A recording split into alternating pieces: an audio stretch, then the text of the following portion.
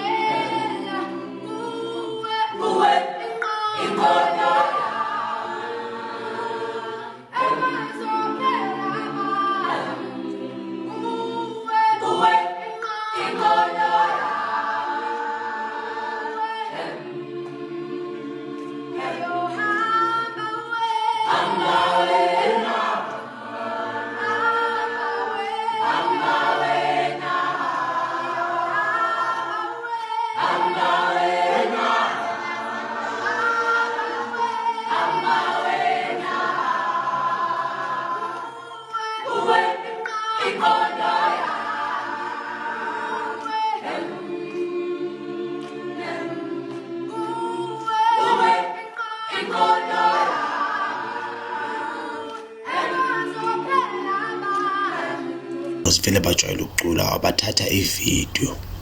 Uthe makeqeda bathatha ivideo kwabaza indaba zokuthi usewabo uyayiposta le video. Uthe makeyiposta le video lena yaqala ke le video yatrenda. Ithe mayitrenda yazofikelela kumculo omkhulu odumile ezweni, which lo mculi loyo bambiza ukuthi umfana kwaBrown.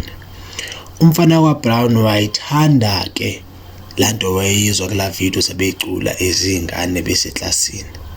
Waqala ke umfana kwaBrown ke wabuya ke manje wenzani, wathinta ke ngoku iMajor League.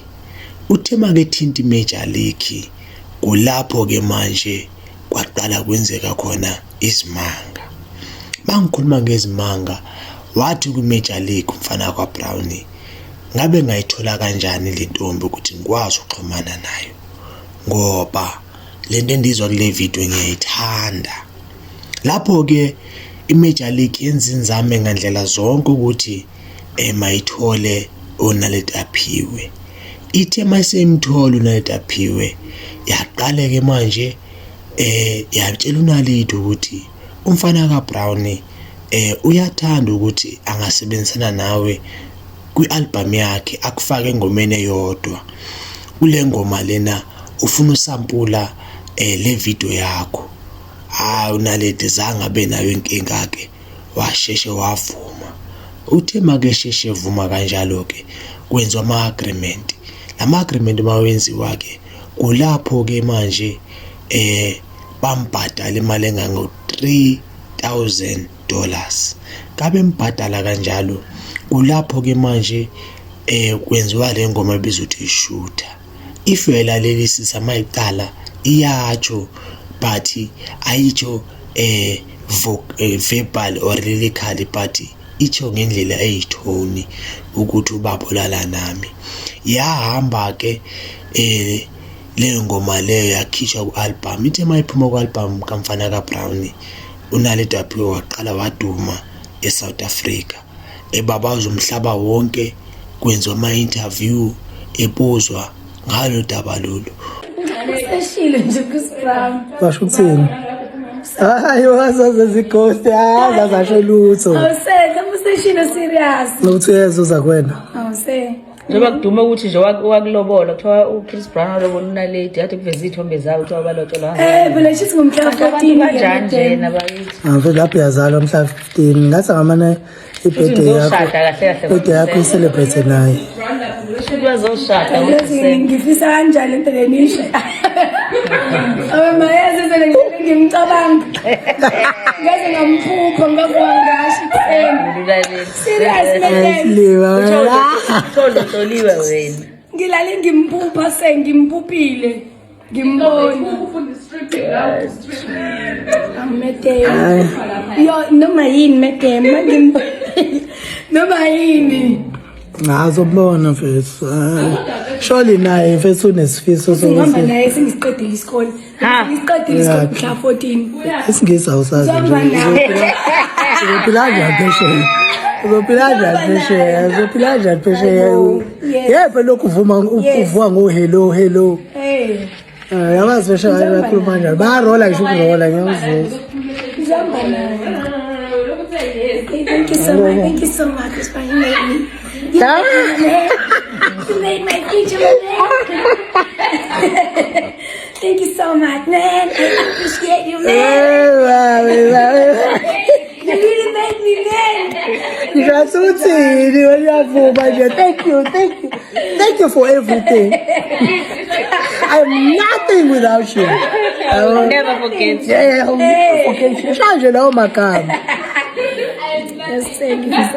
Ya, sesizammbona. Wena uzambona. Uzobe se-FNB Stadium angithi.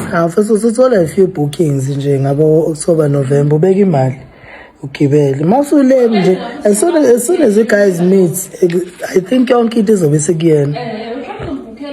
Ubuqala ngisho ukudla mhlawumbe tomahawk steak nje empilweni yakho. Uleke lapha. Binde lapha no. Ubukhele necrew yakho phela ngahambe noma necrew ayibukhelile. Abadimi ngambona necrew yakhe yakhuluma nawe. Oba, sikhulekele yini? uthi ngimbone. Every clown Uthi man. ngimbone. Ngiyakhona nje lo ngikhuluma naye ku WhatsApp. Every clown. Nankinga mfethu. Ingakho kumele state noma ivikele lodwa. Nankinga wena just let me know mfethu mawuthi kodwa usunemali manje. Wena manje uzofocus kule phone. Ufuna ukuketch up yonke into oyiphuthile vele ukwahle ngisafuna. Lazithiwa noma usebenengoma zomaskandi. Nethukuzini ikhiphi i-album. Awuyazi wonke leyo nto. Yawona ngoma eshisayo ekhiphe nomthandeni. Ngoba yona ngicabanga Next time ukuthi ngizokhipha yona ngoma. ngomuzana. Oh, okay, indaba ezinhle lezi. Uba right futhi. Kulapho ke uNaledi Aphiwe ke waqala khona ukwaziwa ke, waqala ke naye wakhipha ingoma zakhe lapho efeature abaculi abahlukahlukene. Waphusha uNaledi safunda kanjalo kodwa esenza umculo at the same time. Wakhipha hit song yakhe yokuqala abayibiza ukuthi ngiyabonga. Ingiyabonga iyona ke emlethele ifame and iyona ke ichange ubume bakhe eSouth Africa. Kulapho udumo lwakhe laqala laphakama ngendlela eyisimanga, waqala waziwa kuNaledi Aphiwe. Hello peeps. My name is Naledi Aphiwe. I'm here by Ketsokuhle Secondary School. Sizowenza music video wami. Yeah. So far, how is it going? It's exhausting. Ngikhathele mina manje. Kakhulu futhi. Sengikhathele nje already lapho kwamanye ama locations kodwa nje sengikhathele kodwa kumnandi kakhulu ngoba khona abantu engibajwayele yonke leyo nto leyo. what is your interesting part of the show so far? Ukuthi khona abangani bami ya ngijabulela nje ukuthi bazovela kwi-TV na yonke leyo nto khona abangani bami khona sisibami ya. And what are your expectations AF video? My expectations ukuthi nje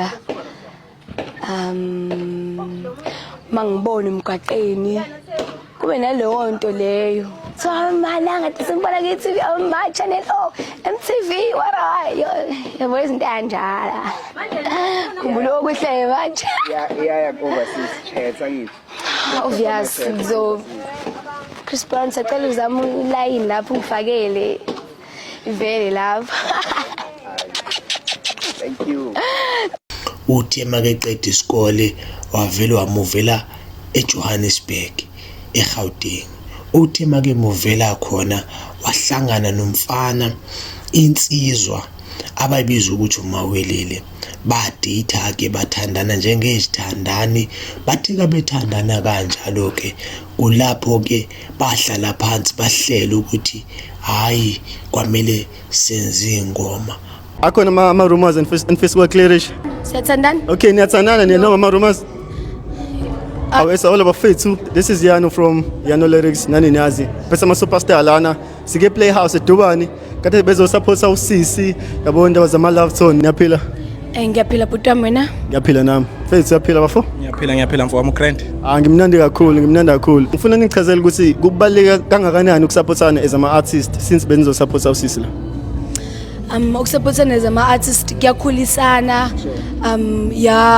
kuyakhulisana mfethu mina imibuzo kumele uqale ungihlalise phansi ungibuze ngibeli ngathi exam kanje slowly lezo zinto lezo slowly nanje so nabafungathini kubaleke ngani ukusupportana as ama-artist. It's important, my bro, because at the end of the day, Mfethu, you are not the whole package you are. Sure, yeah. You need to learn something from another person. Yeah. So Maui Lapana, you learn something every time, my bro. So it's very important, yeah. So manje le single it's Naledi si expecta nini abantu bangalindela nini? Naledi. It's dropping on the 7th of March next week Friday, my bro. So ngifuna unibuza ukuthi akhona ama rumors and festival clearance any rumors nje izinto abayisho ngawe on Facebook, TikTok yonke indawo. Anything nje. Bathini ngawe ama rumors nje. Siyathandana? Okay, niyathandana niyano ama rumors? Siyathandana. Qala yini ama rumors? Izinto abayikhuluma. Okay, so manje ayini singayilindela going forward? Expect like collaboration, EP projects nyana? Definitely. First of all, there's no rumors. Yonke into enzakalayo is on the table. Okay. Yeah. So people should expect a project, of course. I can't say much about it. It's exclusive. Bakhipha ihit yabo yokuqala maybe ukuthi iRomeo and Juliet.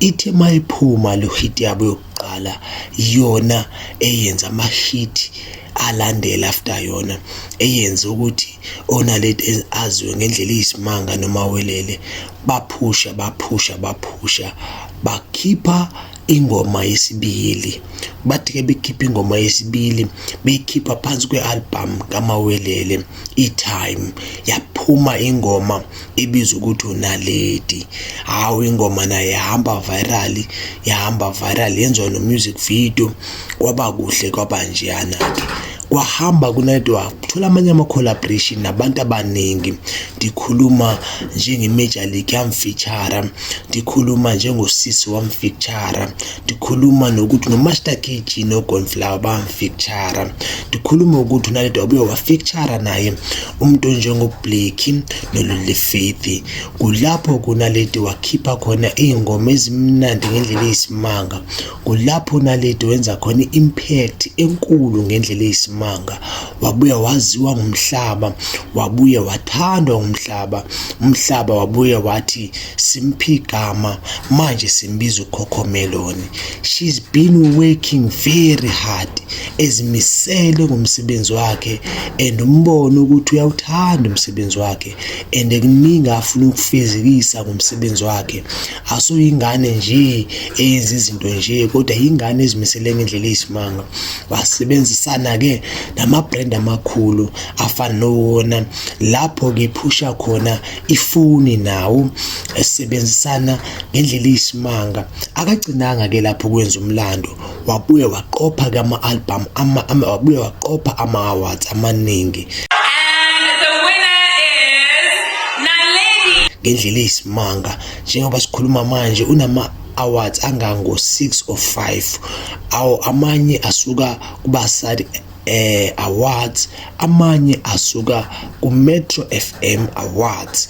Kulapho kwabonakala khona ukuthi hayi ingane iyayazi into ayenzayo. Kulapho kwabonakala ukuthi hayi umsebenzi wakhe umhle kakhulu. Even noLucky Star basebenzile naye, bacollaborateile naye. So she's been doing umsebenzi omhle kakhulu.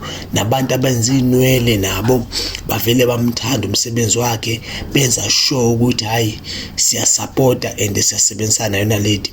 Nababesicathulo konke kwaba yilonto nje nathi wakhula ngendlela eyisimanga.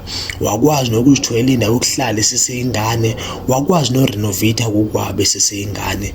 UNaledi she's been doing into ezinkulu and akacindanga lapho. Wathi kulonyaka njengoba nganiphange album into ngizoyenza sure ukuthi nginipha i-birthday celebration event engizobe ngihosta eMpumalanga. Hey guys, it's your girl Naledi Aphiwe. You know the story, you know what it is.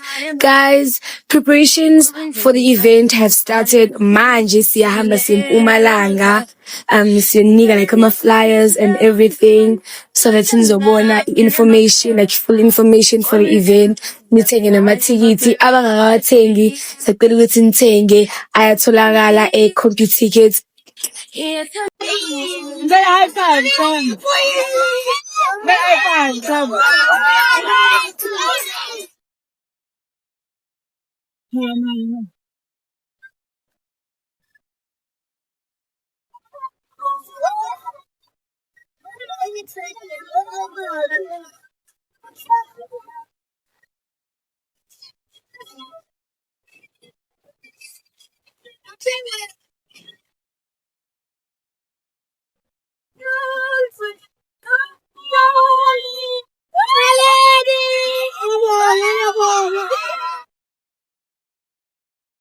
So nge-15 zikaDisemba 2025 uNaledi Aphiwe uzobe eqopha umlando, uzobe eqala ukwenza i-event yakhe yokuqala.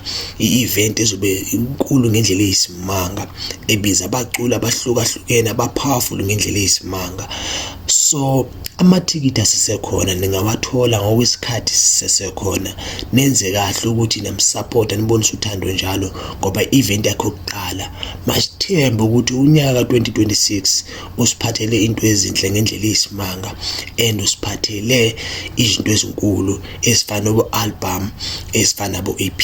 Siyabonga.